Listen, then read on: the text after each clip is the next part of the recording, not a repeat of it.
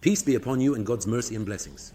God willing, we will start a new series, and the series we have is about Siemens Company, and the device we will be working on is, initially, to work on any relay, we must set up the software and set up something called the device driver, like Siemens, or the data model like MyCom relays, or the connectivity package like ABB relays, and so on. Okay, initially we have the software from Siemens, which is DIGSI 5, and the version is 9.3, and there is a newer version, 9.4. In version 9.3 and in the latest version 9.4. Okay. After that we go to install something called the device driver. Okay, now the device driver was in SIPROTEC, where you do it from within the same file and create the device driver, but here you don't have something like that. So what happens is that as soon as you open it like this, it tells you here that you need to do it in order to be able to. For the device driver, so you can create a device, is that clear? Okay, you will press OK and start installing. Let's say you didn't see this message, it's normal. What's in this message? Let's take a look here together. You will click on the word Tools, and you have two important sections here. The first one is called Import Device Driver, and the second one is called Manage Device Driver. Import device drivers is for when you want to install device drivers. Manage device drivers is for you to see what you have already installed, what you want to delete, and so on. So of course, if I click on Manage Device Driver, I won't find anything because I haven't installed anything yet. Is that clear? So now a blank page will appear for me. Like this. All right, great. So I will go ahead and click and tell it. Okay, I'm supposed to have downloaded a set from the Siemens website. So I have more than you can download. Is that clear? Okay, let's open one and see what happens when you download them together. Of course, about 7 gigabytes. When you open the phone, you will find here a set of folders containing a collection of device drivers specific to transformer protection, overcurrent protection, motor, line, and so on. So, should I install anything? You should install anything you need for your device. For example, I want overcurrent protection. So, for example, I want overcurrent protection. I will go here to overcurrent protection, and I will find a set of files. If we look closely, we will find something called online help, and so on. These 4 files are online help to assist you in searching for anything online on your device through your software. However, the following ones are related to what we refer to as your own, and we will see now when we install a device. We will understand what your own means. Very nice. So, what do you have more than here?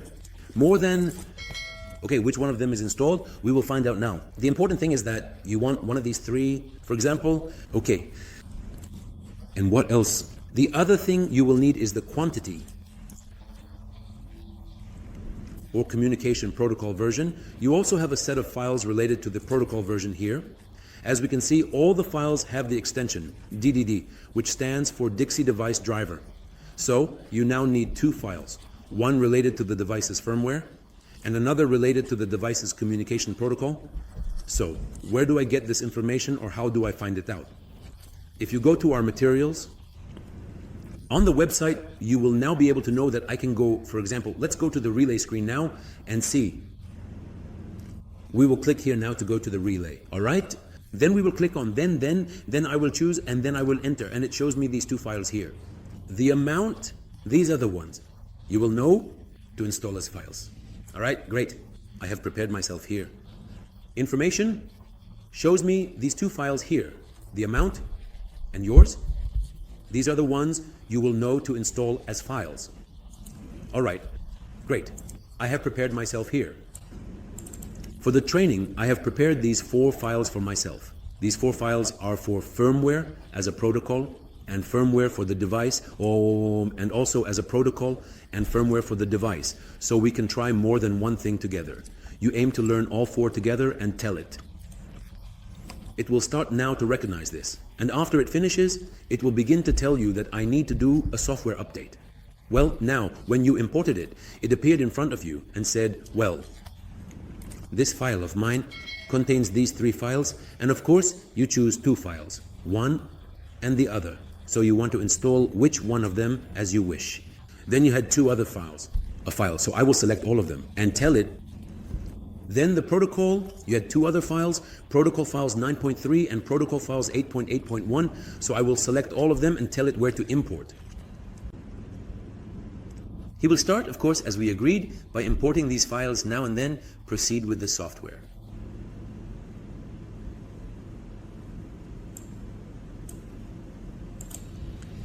Now he has finished the setup, as we can see, and you can tell him okay.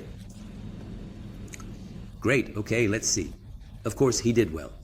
After we finish the setup, we can also go to the Word and open it to see what has been installed.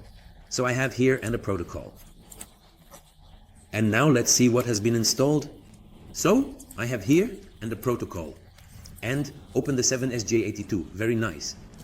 So as you can see, you have installed firmware 9.3 and 8.81, and their configuration version is 9.3 and 880.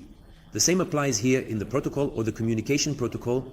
And come on, let's get ahead of ourselves a bit. Let's say now that I will create a project and let's see what the impact is, or how you will choose, or what exactly will happen with you. If you open a new project here, name it anything. We will talk about these things in detail in the next video, God willing, and then you will tell it. The idea is very simple. The first thing it asks you about is, so I will enter it now. Okay, and then I tell it. Here the first thing it asks you about is, so here it wants you have a set of devices. Okay, yes, you can choose to build on what you already have.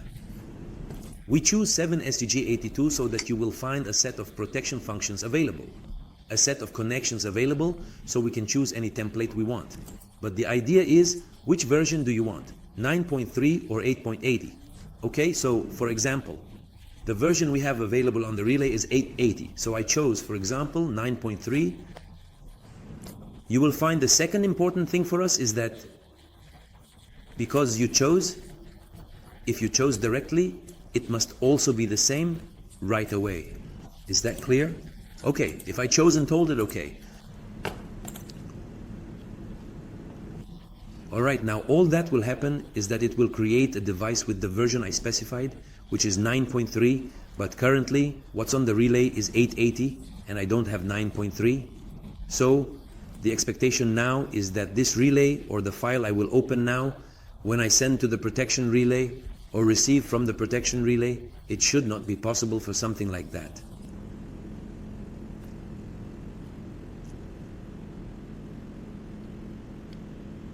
Okay, so here is the relay that he brought.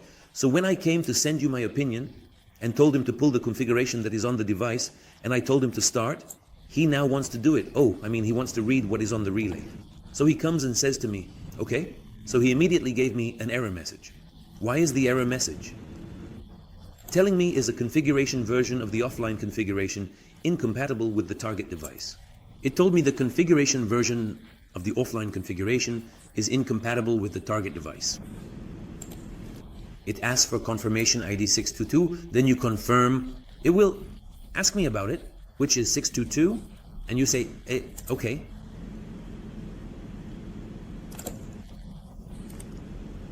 It will tell you that an initial start is needed. It will also tell you the same thing. The firmware version of the device, which is 7SG82, and the configured communication modules are incompatible with the offline configuration. This means the file you created here has a different version than the one in the relay, so it won't communicate with you in the relay. However, here's a very important note. If you have installed all the available versions, including the versions on the relay, yes, this file won't connect with you. However, if you go here to the online access and go to the device and update accessible devices, here it doesn't matter whether you did it or not. You can just connect and test everything as long as there is a connection, and you can test everything as long as you have the relay installed with you. So, as you can see, it immediately told me that you can work with the data, and everything is simplified below. As you can see, it's like this, but through whom? Through the one below, But the one above, when you try to work on it or do anything and try to apply it, it won't give you the result as we agreed. It's different. The communication is different. Let's finish this part. Now you can access anything from here and monitor whatever you want. Great. So the next experiment I want to do is what? It's that I'm done and I don't want, for example, mine. And all I want now is to delete my communication version that I have in the relay, which is 8.81 and 880, and start to see if I can access online access or not. Currently, you are already communicated here with your device, so you need to tell it, disconnected device. You must be disconnected. You can't be communicated with it and then go to delete your communication. All right? We will go to the word tools and then to manage device driver. And we will go, for example, to the protocol white.8.1 and tell it that I want to do it. I tell you, you might be opening a project or you are connected. That's why it is what? It is not willing to connect with you. So we can do it, for example, for the project or even for the project, you have no problem at all. So for example, I will delete, let's say, here it is. I don't want it at all. And then I come here again and tell it. It will ask me, who do you want to delete? I will tell it and tell it. It will start working and will also start doing it for me again. It's done. And it will start telling me I need to do it. And I say, okay. It will immediately work on the software again. Now, all I'm going to do is, basically, I don't have what's related to it. So, essentially, all I'm going to try to do, in essence, regardless of the project, is go and try to see what will happen. So, if I come here and tell it, it will try now, just to demonstrate, as you can see. I'm doing it.